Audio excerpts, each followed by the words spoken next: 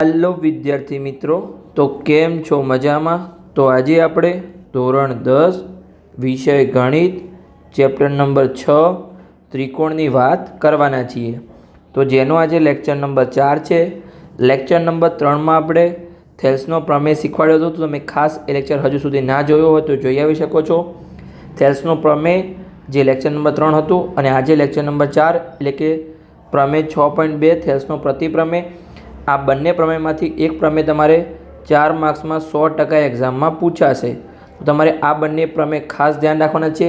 Lecture ने ध्यानथी जोवो, समझवानो प्रयत्न करो अने पछी तमारा 4 मार्क्स रोकड़ा खीसा में मूकी शको छो। तो चलो आजना प्रमेयनी आपणे शरूआत करीए। तो आजनो प्रमेय छे थेल्सनो प्रतिप्रमेय, जेमां आपणे शुं कीधुं छे, जो तमारे आ पण पूछाई शके छे अथवा समप्रमाणताना मूलभूत प्रमेयનું प्रतिप्रमेय एवं पण पूछाई शके छे अथवा जे एनी आ रेखा आपेली छे એટલે કે જે વ્યાખ્યા આપેલી છે એ પણ પૂછાઈ શકે છે। એટલે કે જે થેલ્સનું प्रतिप्रमेय છે એ થેલ્સના પ્રમેય કરતાં સાવ ઉલટું છે। પેલામાં કેવું હતું કે બે રેખા સમાંતર હોય તો જે રેખાખંડો બને એ સરખા ગુણોત્તરમાં વિભાજન કરે છે। અહીંયા કેવું છે, જો કોઈ રેખા ત્રિકોણની બે બાજુનું સમાન ગુણોત્તરમાં વિભાજન કરે તો જે રેખા બનાવે છે એટલે કે ત્રીજી રેખા છે એ ત્રીજી બાજુને સમાંતર છે જે રેખા બને। ધારો કે આપણે અહીંયા હું તમને સમજાવું છું શું કહેવા માગે છે। ધારો કે ચલો આપણે લઈએ, ધારો કે આપણે ત્રિકોણનું નામ આપી દઈએ। સૌપ્રથમ તો ત્રિકોણ એ બી અને સી। ચલો આપણે નામ આપી દઈએ ત્રિકોણ એ, અહીંયા આને બી અને સી। હવે કેવું કીધું છે આપણને અહીંયા કે એક એવી રેખા દોરો। ધારો કે અહીંયા આપણે રેખા દોરીએ, ચલો આ લાઈન પર આપણે રેખા દોરી અને જે છે એ બી રેખાખંડ અને એસી રેખાખંડમાં અહીંયા એ બીમાં કયા બિંદુએ છેદે છે તો એને આપણે ડી નામ આપીએ। ચલો ડી અને એસીમાં આપણે ઈ નામ આપીએ। તો અહીંયા કેવું કીધું કે જો બે બાજુનું સમાન ગુણોત્તરમાં વિભાજન કરે છે એટલે કે જો એડી ભાગ્યા ડીબી અને એઈ ભાગ્યા ઈસી બંને સમાન થાય તો જે આ રેખા દોરી આપણે ડીઈ એ ત્રીજી કઈ બાજુ છે એટલે કે એ બી અને એસી સિવાયની બાજુ કઈ છે એટલે કે ત્રીજી બાજુ બીસીને સમાંતર થાય। તો આપણે આ प्रतिप्रमेयમાં સાબિત શું કરવાનું છે કે ડીઈ અને બીસી સમાંતર હોય। આગળ આપણને કેવું આપેલું હતું કે ડીઈ અને બીસી સમાંતર છે તો એને આપણે સરખા ગુણોત્તરમાં વિભાજન કરો। આમાં આપણને શું આપેલું છે કે સરખા ગુણોત્તરમાં વિભાજન કરે છે તો એને સમાંતર સાબિત કરો। સમજણ પડી ગઈ? તો ચલો આપણે અહીંયા રફ વર્કને રિમૂવ કરી દઈએ। તો બસ આ આપણે દોરી। હવે આપણે અહીંયા શું લખવાનું છે, મેં તમને આગળના પ્રમેયમાં કીધું હતું તમારે 3 વસ્તુ પહેલાં તો લખવાની છે, પક્ષ, સાધ્ય અને સાબિતી। તો ચલો અહીંયા આપણે લખીએ। સૌપ્રથમ તો અહીંયા શું આવશે તો કે પક્ષ આવશે। તો ચલો આપણે લખી દઈએ। પક્ષમાં મેં તમને શું કીધું હતું, તમને જે રકમમાં આપેલું હોય એ અથવા તમે જે આકૃતિ દોરી હોય એ તમારે લખવાનું છે। તો ચલો આપણે લખીએ। તો અહીંયા આપણે કયો ત્રિકોણ લીધો છે, જો આપણે ત્રિકોણ એબીસી લીધો છે એટલે કે કોઈ એક રેખા એ બી એટલે કે આ જે એ બી રેખા હતી એ અને એસી રેખા આપણે બે રેખાઓ હતી એમાં અનુક્રમે જો એ બીમાં ડી બિંદુએ છેદે છે અને જે એસી છે એમાં ઈ બિંદુએ છેદી એવી આપણે એક રેખા દોરી છે ડીઈ। એવી રેખા દોરી હતી અને સરખા ગુણોત્તરમાં વિભાજન કરે છે જે આપણને રકમમાં આપેલું છે। અને સાધ્યમાં આપણે શું લખવાનું છે, જે સાબિત કરવાનું હોય એ આપણે સાધ્યમાં લખવાનું છે। સમજણ પડી ગઈ?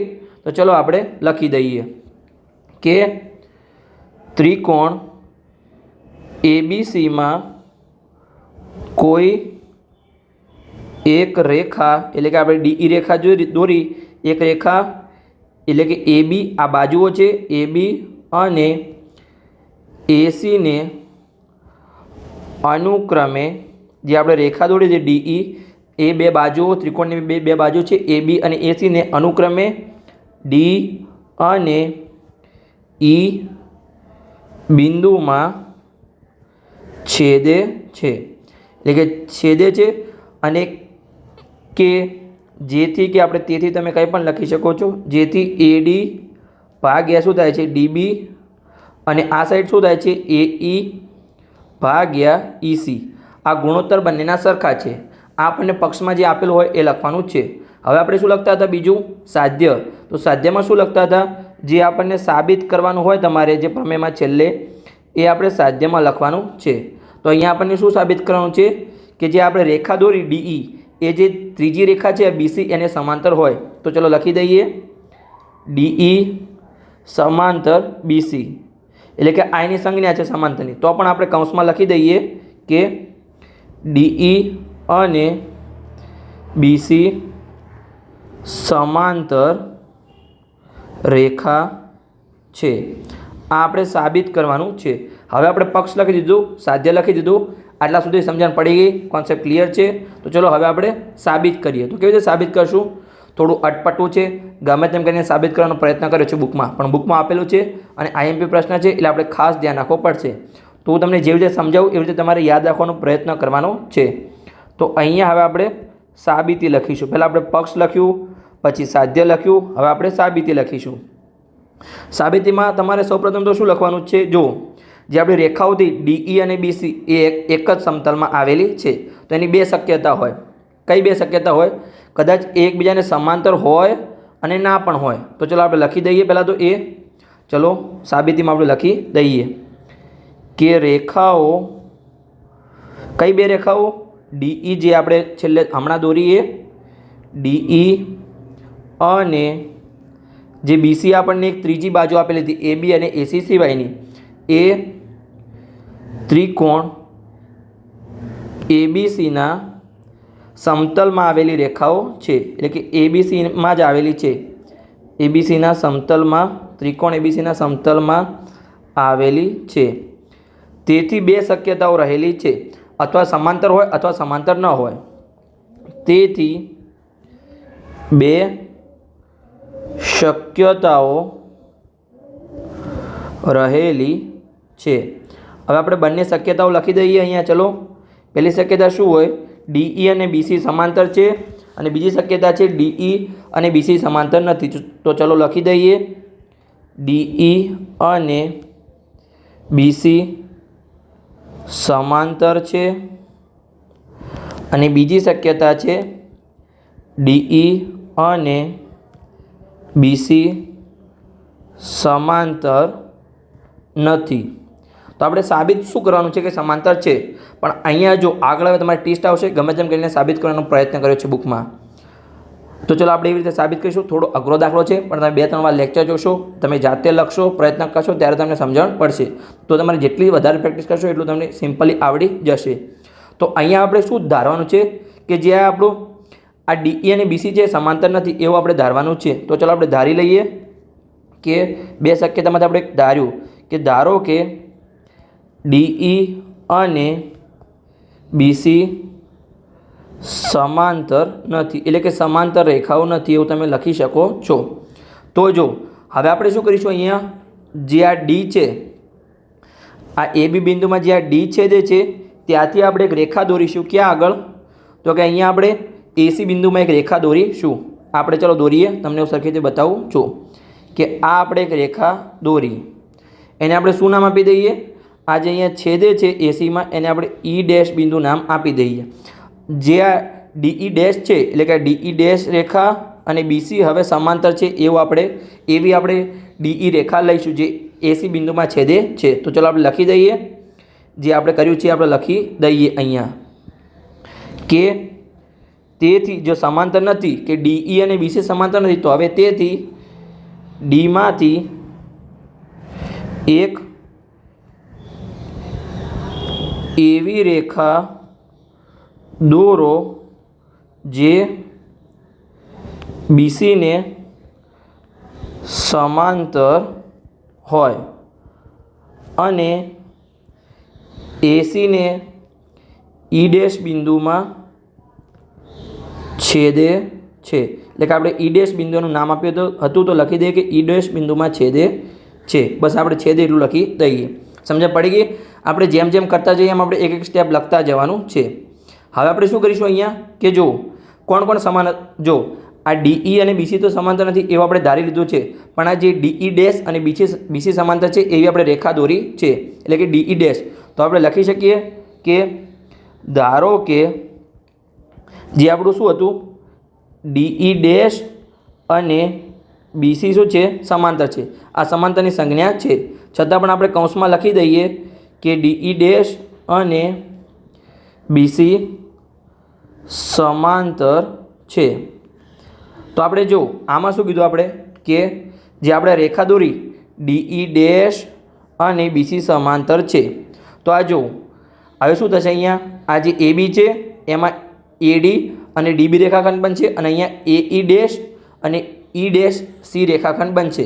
તો આપણે પ્રમેય 6.1 મુજબ આપણે શું લખી શકીએ, થેલ્સના પ્રમેય મુજબ કે જો સમાંતર હોય બંને તો AD ભાગ્યા DB, આ સાઈડ શું બનશે AD ભાગ્યા DB અને પેલી સાઈડ AE ડેશ અને E', આવું આપણે લખી શકીએ કે સરખા ગુણોત્તરમાં વિભાજન કરે છે।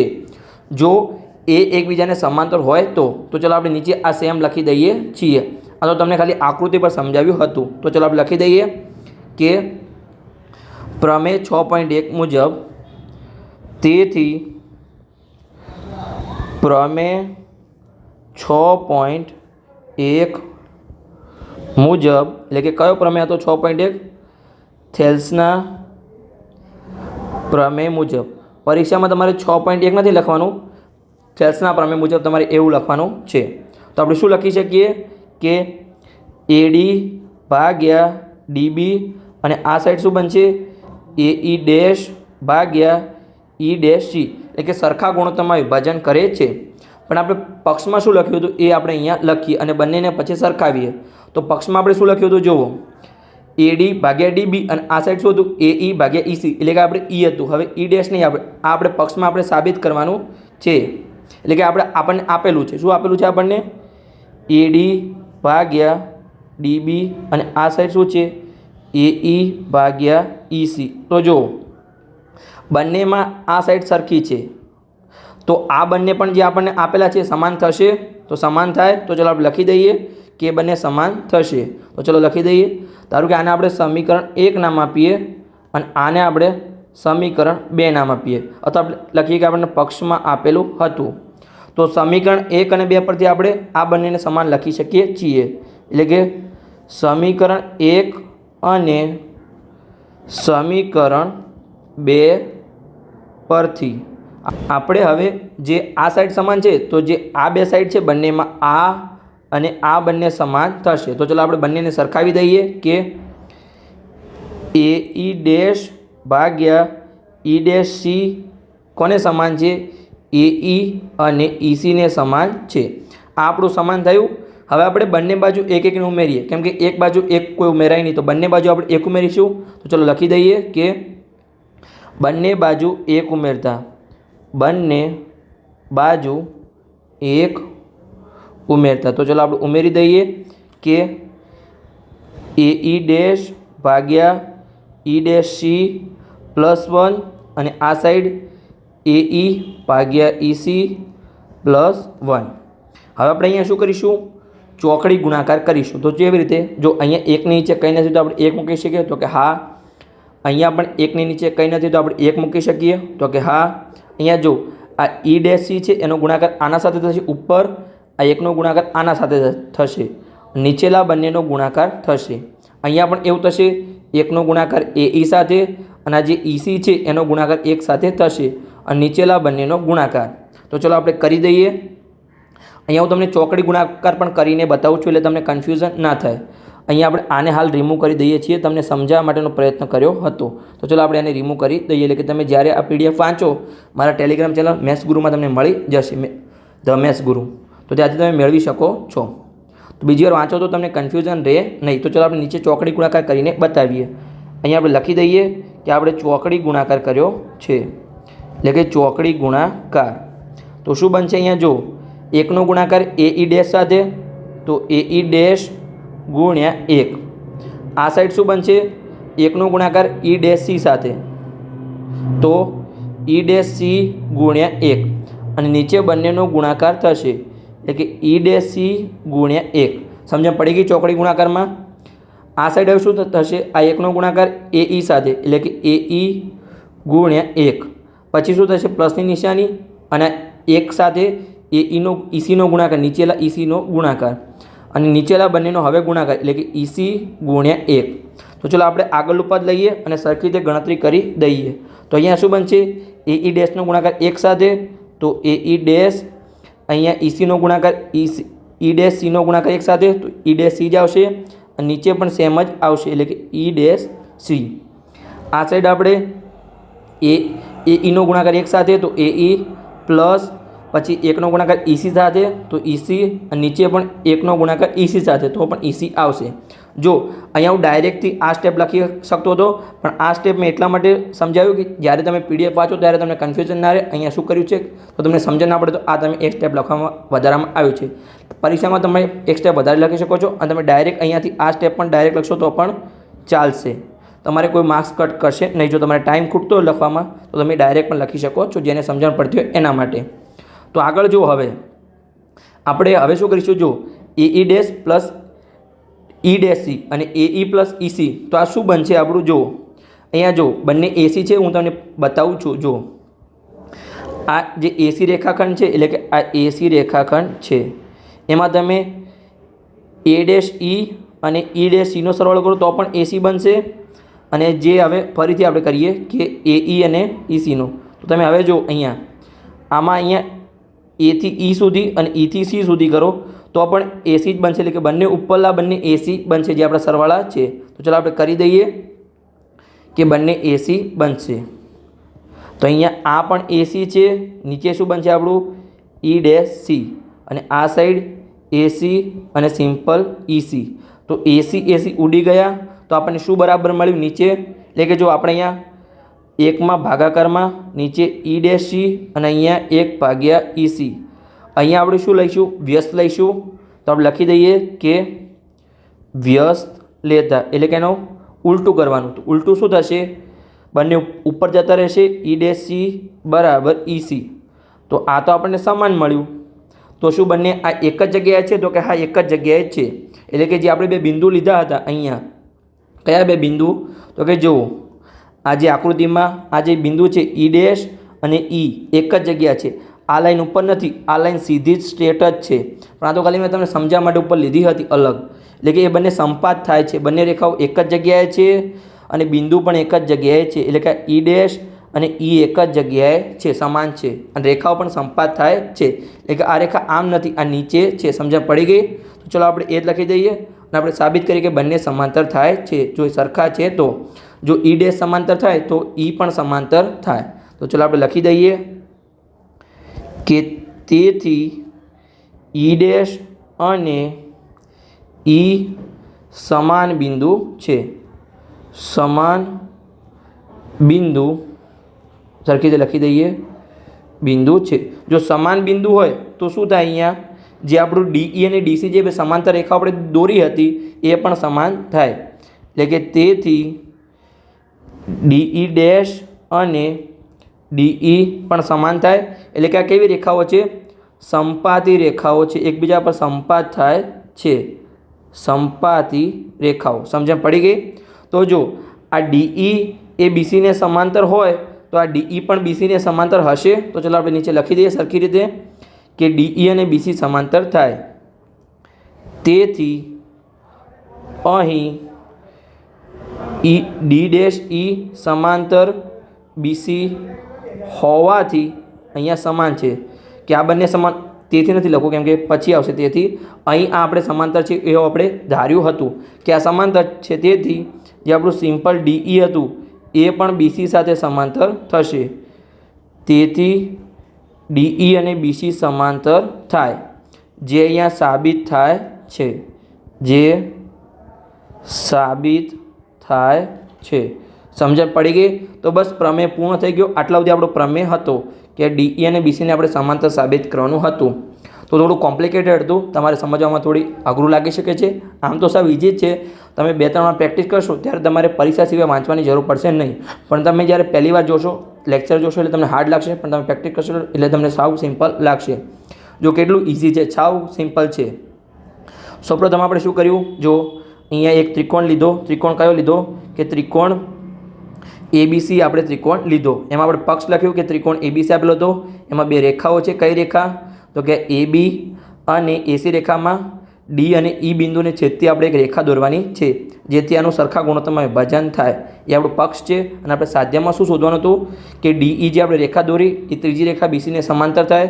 તો એના માટે આપણે બે શક્યતાઓ છે કે ડીઈ એ બીસીને સમાંતર હોય પણ ખરા અને ના પણ હોય. તો આપણે ધારવાનું છે કે ડીઈ અને બીસી સમાંતર નથી. તો આપણે ઈ ડેશ એવું બિંદુ લીધું કે જે બીસીને સમાંતર થાય, ડીઈ અને બીસી સમાંતર થાય. તો થેલ્સના પ્રમેય મુજબ આવું સમપ્રમાણ વિભાજન થાય તો કે હા થાય. પક્ષમાં આપણે આ સમાન લીધું હતું તો બંને સરખાવ્યા, પછી બંનેમાં 1 મૂક્યા તો EC અને E' સમાન થયા, તેથી આપણે DE અને BC પણ સમાંતર થાય છે. સમજણ પડી ગઈ? તો જો લેક્ચર સારો લાગ્યો હોય તો ચેનલને સબસ્ક્રાઈબ કરી શકો છો અને તમારા મિત્રો સાથે વિડીયોને શેર પણ કરી શકો છો. મળીએ હવે આગળના લેક્ચરમાં ઉદાહરણ 1ની સાથે. હવે આપણે ઉદાહરણ અને સ્વાધ્યાયના દાખલાની ગણતરી કરીશું. આ બે પ્રમેય તમારે ખાસ ધ્યાન રાખવાના છે અને યાદ રાખવાના છે. 4 માર્ક્સમાં 100% તમારી પરીક્ષામાં પૂછાય છે. મોસ્ટ આઈએમપી પ્રશ્નો છે.